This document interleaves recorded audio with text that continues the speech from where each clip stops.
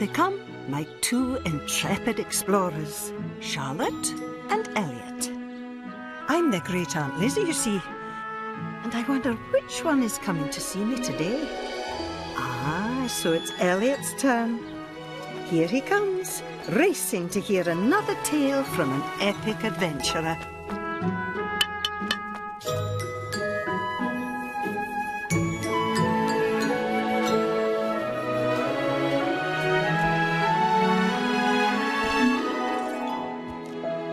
And what wonderful adventures they were. So long ago and so far away. I collected a few souvenirs along the way. But my most precious possession of all is my extraordinary collection of teacups.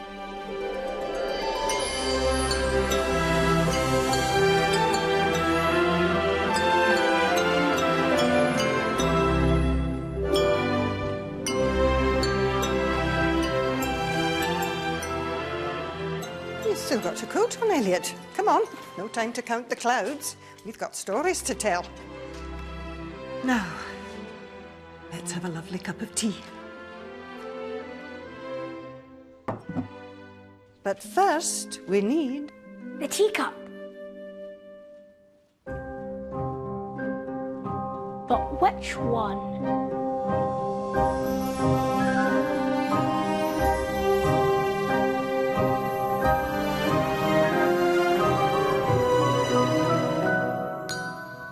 That one. The Roman snake bracelet. What a choice, Elliot. I do really love that story.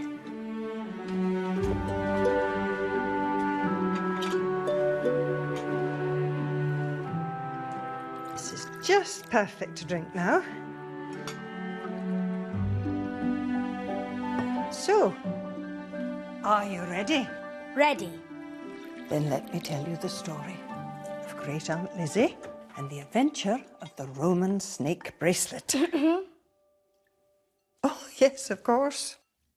Let me tell you the story of Elliot and the adventure of the Roman snake bracelet.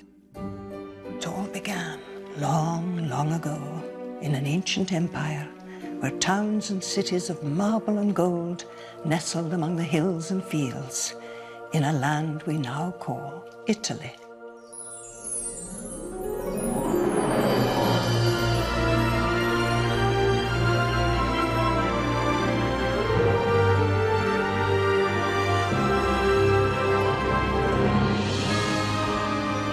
Elliot was off to explore the Roman hills when he made his way into the imperial capital.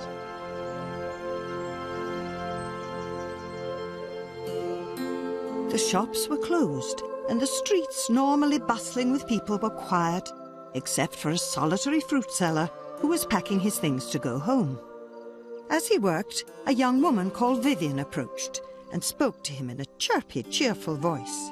Hello. Is it too late to buy a bunch of your juiciest grapes? You're just in time, my friend. These are very rare. Very expensive. Is it just the one bunch, or...? Two, please. Having a good day? One of the best days of my life. These are so delicious. Last night, my master gave me my freedom. 10 years ago, you see, the Roman army brought me here to work on a farm.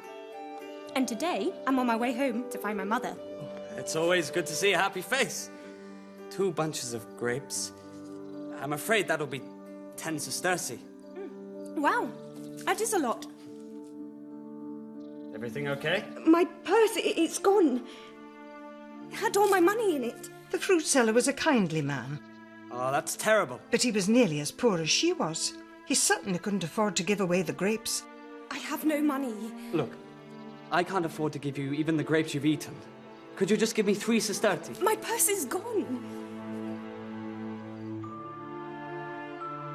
You could pay me with this. Hey, stop, you can't take that. But it's broken. It's barely worth a single sesterce. It was my mother's. The day the soldiers took me away, she broke it off her own bracelet and wrapped it around my wrist. It's all I have to find her. I wish I could just give you the grapes. But I can't afford it. Now, it's not always good to get into someone else's argument, but Elliot wondered if he could help. Excuse me. I have an idea. He really needs the money. I know. And the bracelet is very precious to her. Yes, I see that. Elliot knew that the next bit was going to be difficult. So why don't you let him look after the bracelet while you can go get some more money? I was on my way to a job in the hills picking olives. As soon as you get paid, you can come back. I'd be very careful with it. So, are we agreed? But he really felt for Vivian. She didn't want to be parted from the bracelet her mother had given her, not even for a moment. But what else could anyone do? They set off for the hills together. Vivian for her job picking olives, Elliot to explore. The days passed quickly for Elliot. He'd been worried about Vivian and her bracelet, so one afternoon he waited on a ridge near the olive grove. In the haze was a little hut where Vivian was laying a sack of olives by the door.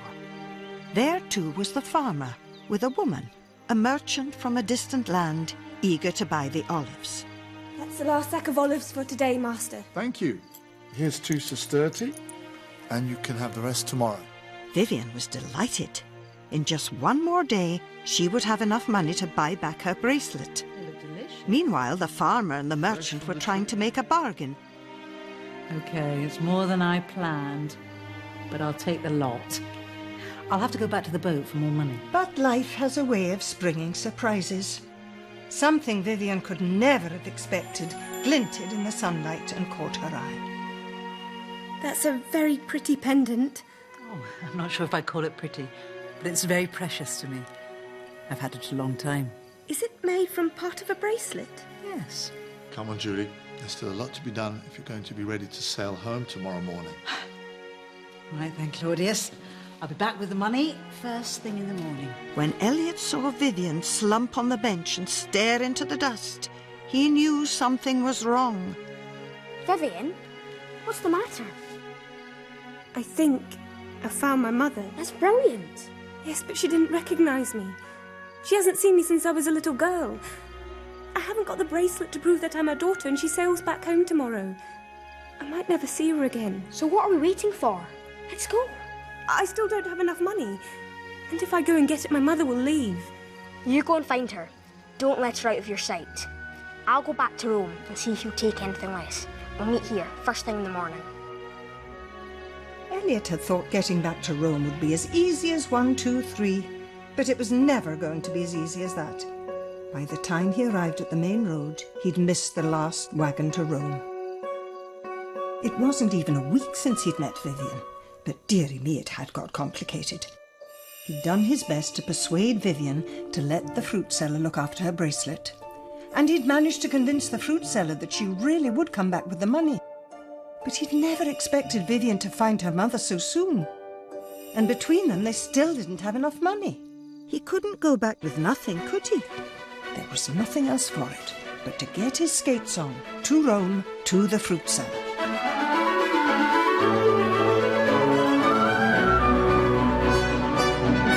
So off went Elliot in his old battered boots.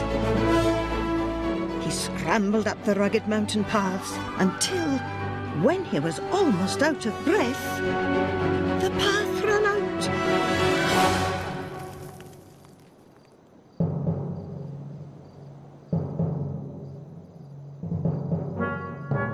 There was only one way to get to the other side. Elliot took a deep breath.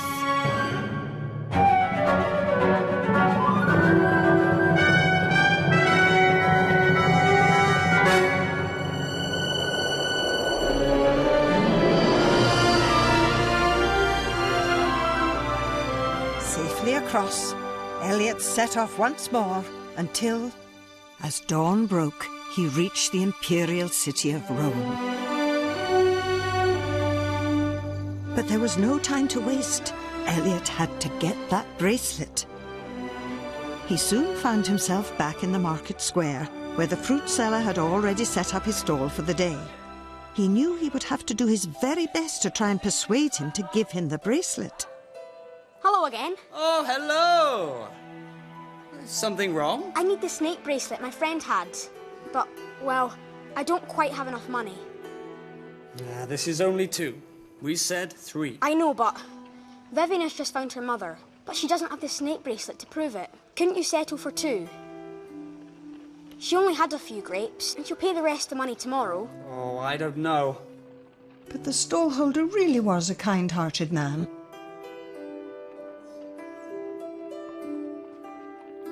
It will make such a difference to Vivian. All right. That's a fair trade. And tell her I don't need the rest of the money. Elliot was so pleased to finally have the bracelet in his hand. It felt pebble smooth to the touch and was much lighter than Elliot had expected. Thank you so much. Bye. Back came Elliot in his old battered boots, across the open plains and down the mountainside. With the bracelet in his pocket, Elliot arrived back at the olive grove. I'm sorry, I really have to go. But I'm sure he'll be here. I've got the snake bracelet. That's not possible. I gave it to my... Daughter.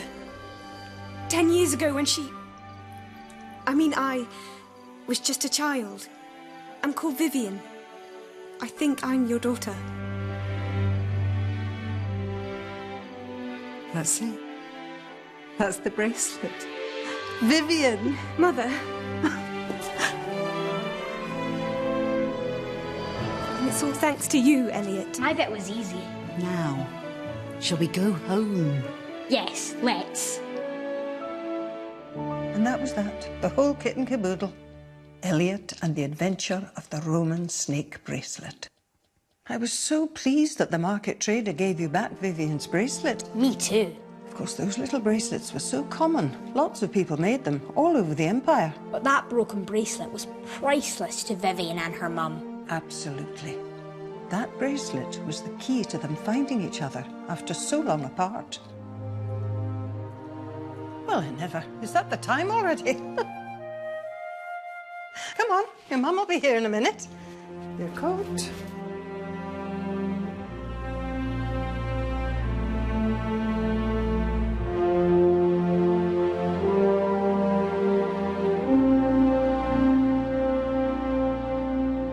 Now, how did that get there? Home time now, Elliot.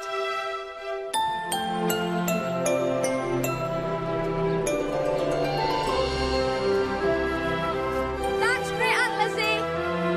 Cheery bye, Elliot.